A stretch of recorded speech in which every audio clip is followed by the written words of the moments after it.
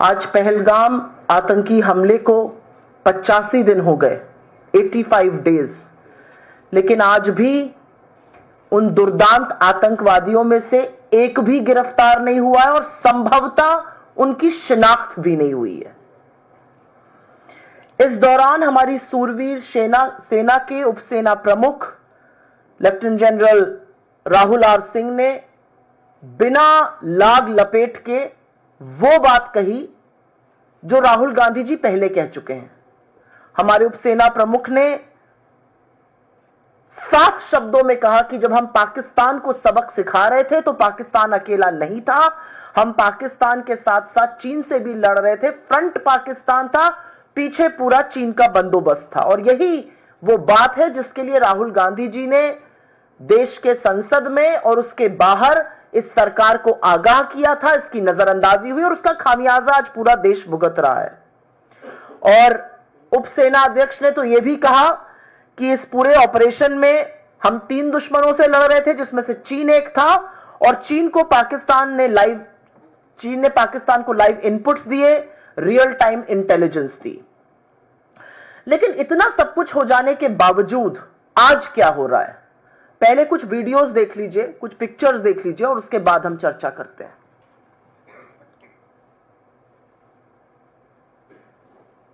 हो गए और ये कोई मामूली बात नहीं है, ये बहुत गहरी बात है, ये डेंजरस बात है, ठीक है। और ये क्यों हुए हैं? क्योंकि हमारी सरकार ने मिसहैंडल किया है। Pakistan was the front face. We had China providing all possible support, and it's no surprise because if you were to look at statistics, in the last 5 years, 81% of the military hardware that Pakistan is getting is all Chinese. 81% of that. और अब कुछ तस्वीरें देखिएगा जो पिछले 48 घंटे में देश और दुनिया के सामने आई हैं। हमारे विदेश मंत्री एस जयशंकर जी चीन में हैं। पहली तस्वीर और दूसरी तस्वीर उनके उपराष्ट्रपति और दूसरी तस्वीर चीन के राष्ट्रपति शी जिनपिंग के साथ की है। इसके बाद मैं चाहती हूं कि आप एक और तस्वीर देखिए। ये वो महिला है जो वीडियो ब्लॉगर थी, ट्रैवल ब्लॉगर हैं, इनका नाम ज्योति मल्होत्रा है। ये भारत के खिलाफ पाकिस्तान को जासूसी और सबूत दे रही थी। इनको गिरफ्तार किया गया है। ये पाकिस्तान हाई कमीशन में कुछ लोगों के बेहद करीब थी। काफी सारी तस्वीरें हैं। इन्होंने बॉर्डर क्रॉस करके पाकिस्तान की यात्रा भी की थी। और अब मैं आपको एक वीडियो दिखाना चाहती हूं जिसमें इन्होंने अपने आप को क्या बताया था, वो भी सुन लीजिए। हरियाणा बीजेपी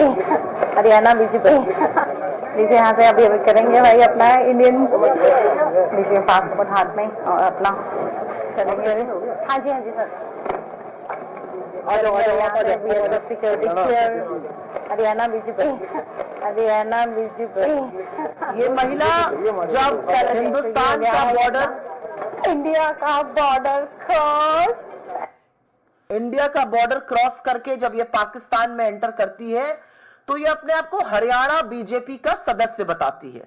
अब इसकी गिरफ्तारी हो चुकी है, आगे क्या हो रहा है अभी उसके बारे में हम जरूर चर्चा करेंगे। 2 और तस्वीरें हैं और वो देखनी जरूरी हैं।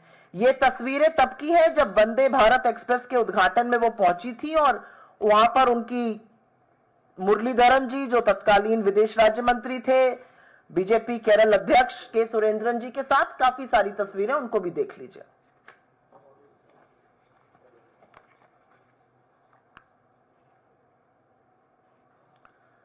और अब बात करते हैं आज क्या हो रहा है।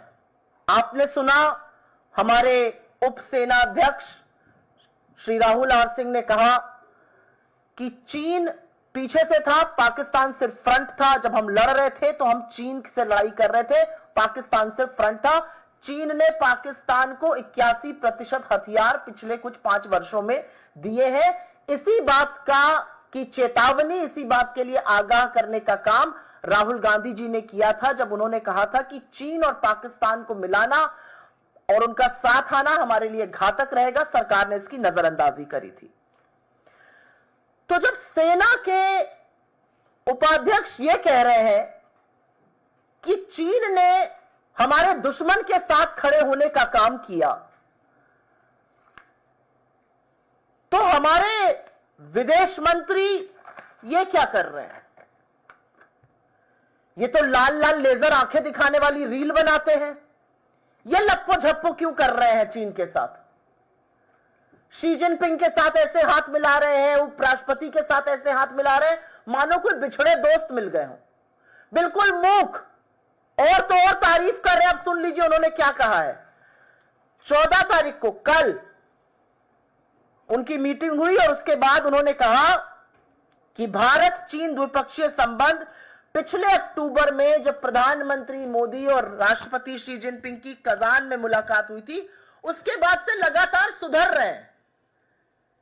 ये जयशंकर जी किस दुनिया में रहकर बात कर रहे हैं?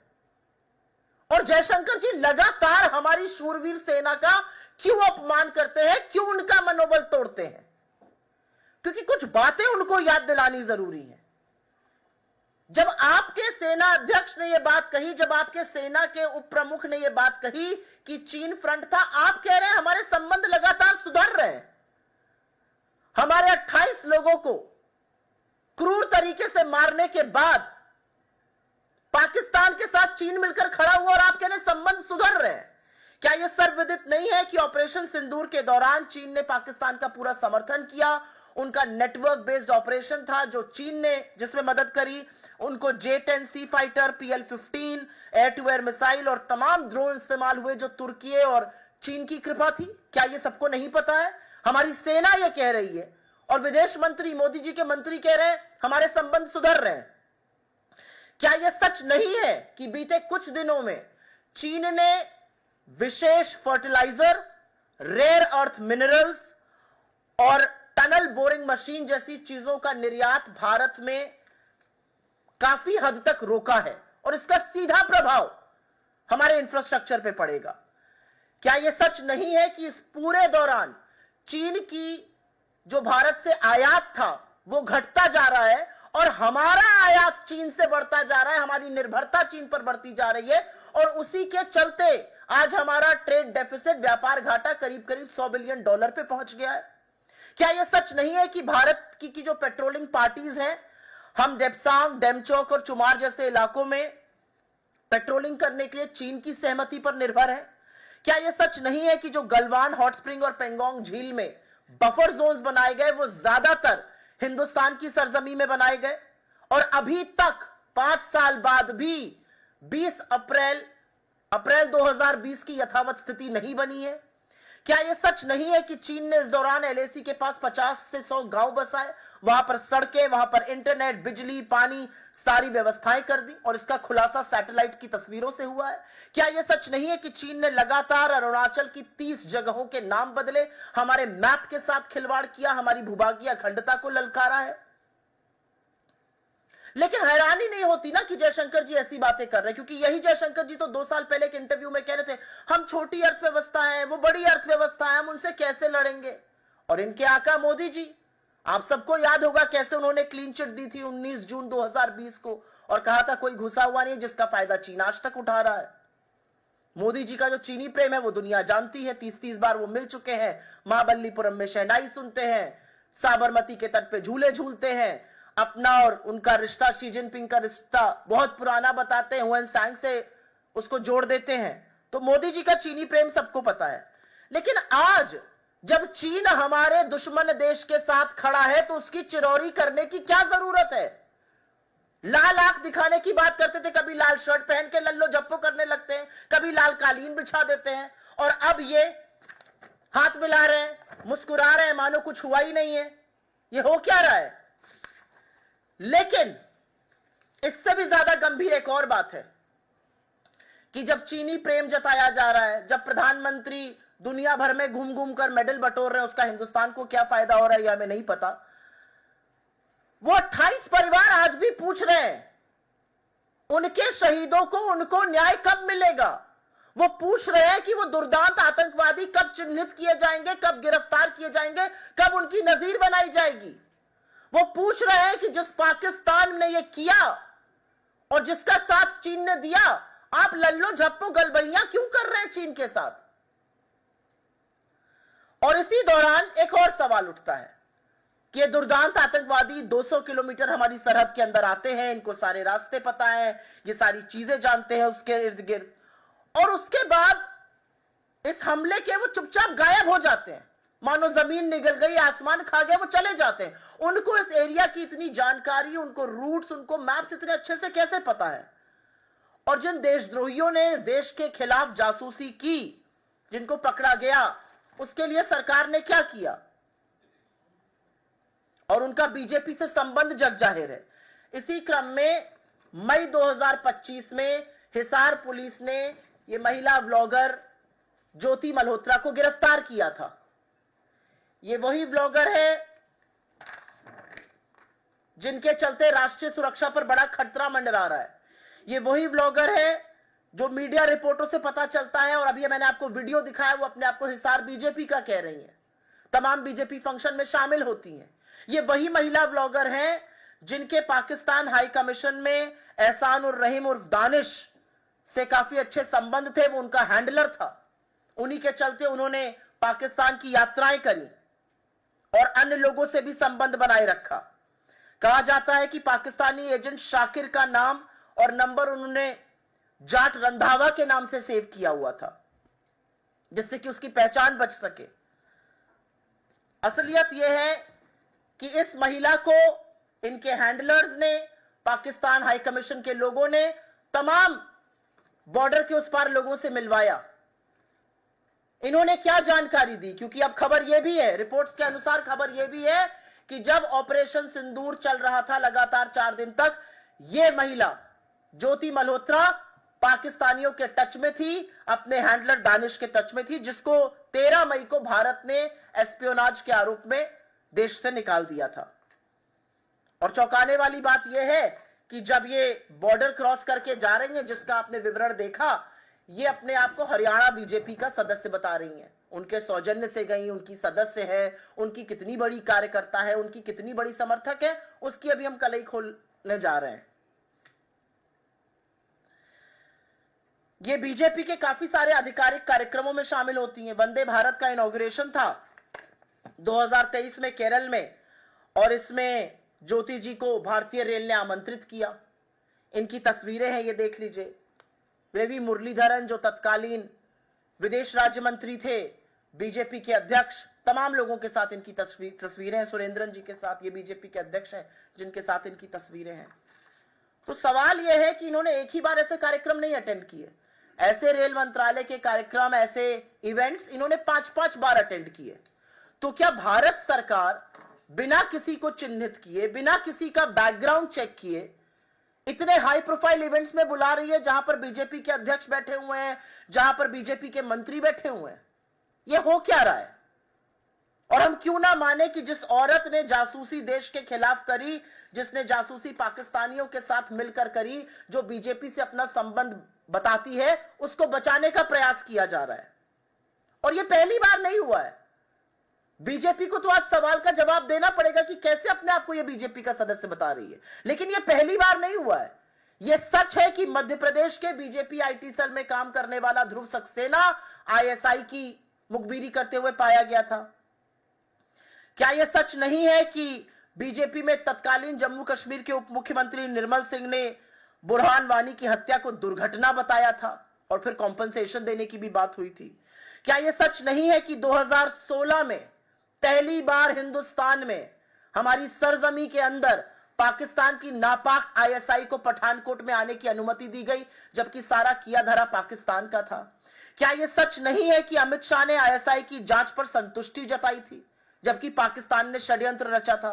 क्या यह सच नहीं है कि मोदी जी 2015 में बिना बताए बिरयानी या सिवई खाने, राम जाने क्या करने, लपके हुए पाकिस्तान चले गए थे नवाज शरीफ के यहां, और उसके बाद आकर उरी होता है, उसके बाद आके पठानकोट होता है, उसके बाद पुलवामा होता है, तमाम चीजें होती हैं? क्या यह सच नहीं है कि पाकिस्तान बार बार सीज फायर का उल्लंघन करता है और मोदी जी के बड़े चहेते मंत्री वीके सिंह समेत काफी सारे लोग पाकिस्तान उच्चायोग, पाक आर्मी डे के सेलिब्रेशन में जाते हैं? क्या यह सच नहीं है कि बीजेपी के शासनकाल के दौरान जम्मू कश्मीर में आईएसआई के झंडे देखे गए थे? क्या यह सच नहीं है कि आसिया अंद्राबी जैसी महिला जो हिंदुस्तान के खिलाफ बोलती है, जो बॉर्डर पार करके ट्रेनिंग लेकर आती है, उसको बेटी बचाओ बेटी पढ़ाओ का मैस्कॉट बनाया जाता है जम्मू कश्मीर में। क्या यह सच नहीं है कि डीआरडीओ का अधिकारी जो जासूसी करते हुए पाया गया, जो हमारे मिसाइल के रहस्य को लीक कर रहा था, जिसका नाम प्रदीप कुरलूकर है, वो आरएसएस से संबंधित है? क्या यह सच नहीं है कि भारत की सुरक्षा के साथ सबसे बड़ा समझौता अगर कभी हुआ है तो वो पहले वाली बीजेपी सरकार में हुआ है, जहां पे मसूद अजहर को रिलीज किया गया था और खुद सरकार ने किया था? तो बीजेपी इन सब चीजों का क्या जवाब देगी? बीजेपी के पास क्या जवाब है कि जब हमारे सेना के लोग जिन्होंने बलिदान दिया है वो कह रहे हैं कि चीन पाकिस्तान के साथ खड़ा था, आप चीन से गलबैया लप्पो झप्पो क्यों कर रहे हैं? आप बिना चीन के क्यों नहीं रह पा रहे हैं?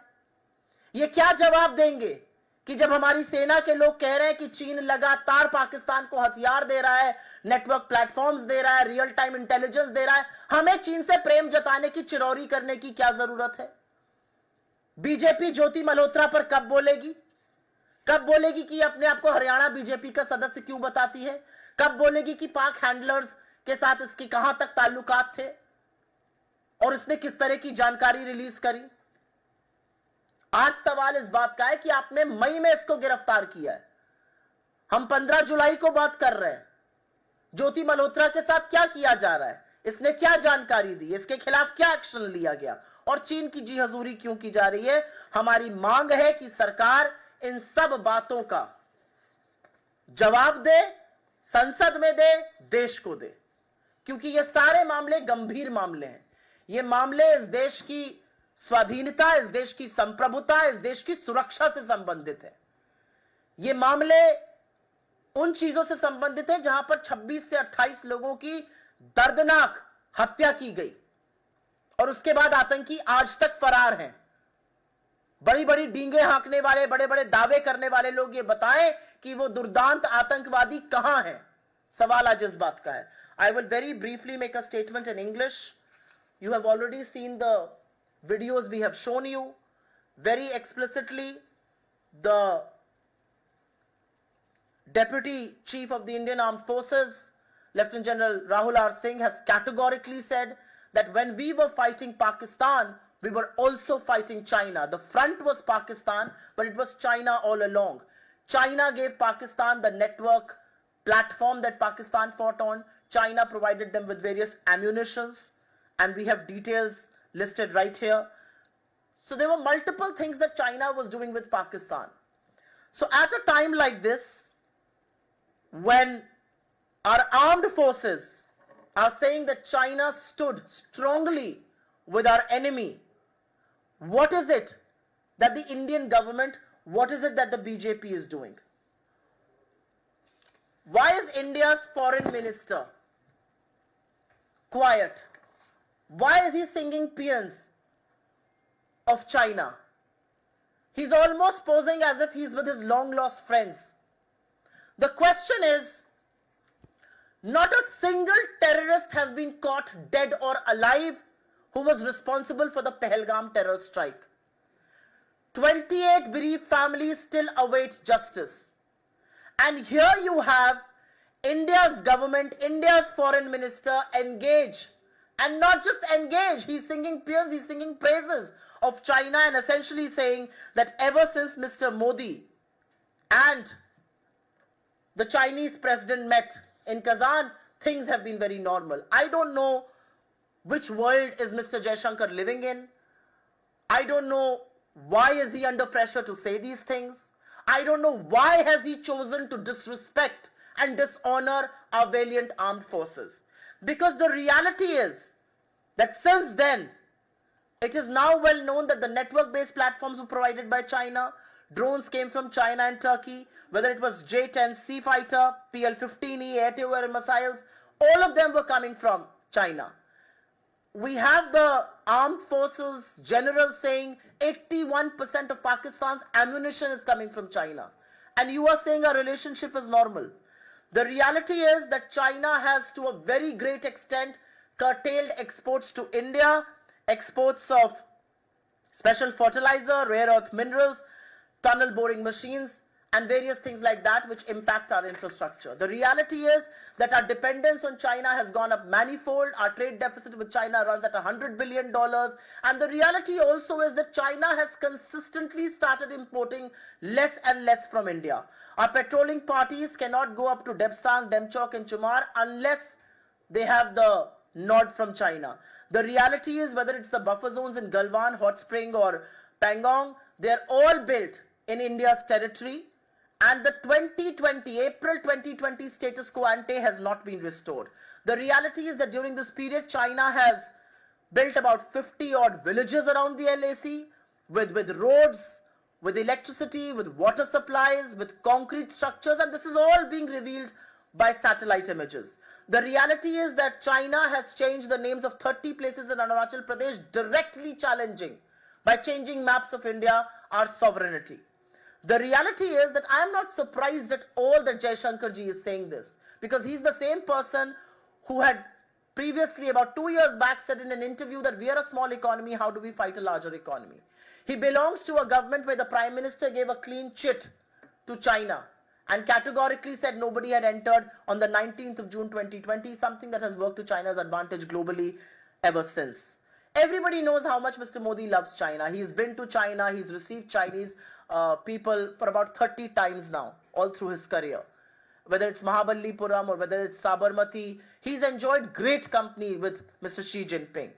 But who's bearing the cost of this? He's roaming the world collecting medals. We are bowing before China for God alone knows what reason. But who's bearing the brunt of this? And the one question that remains on the minds of the 28 martyred families is, when will they get justice? And why have terrorists not been arrested? Isn't it a very valid question that how did those terrorists enter 200 kilometers into our territory? They did the Pahalgam terror strike and then vanished in thin air. How were they so aware of the routes? How did they know about the roads? How were they aware of the maps? How were they so well versed with the geography of that region?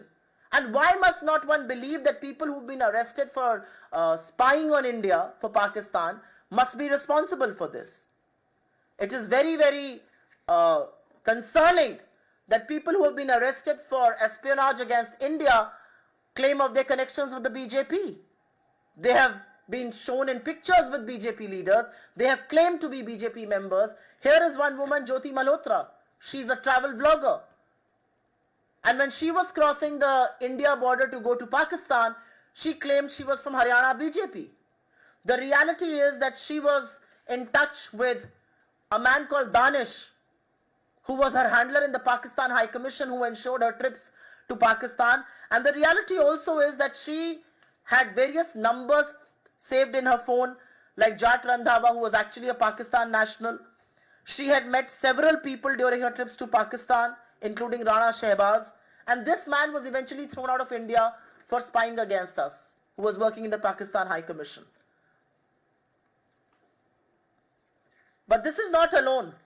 Jyoti Malhotra is not just crossing borders claiming to be from Haryana BJP. She's also attending events here. She's being hosted by BJP, she's being hosted by the government not once but several times.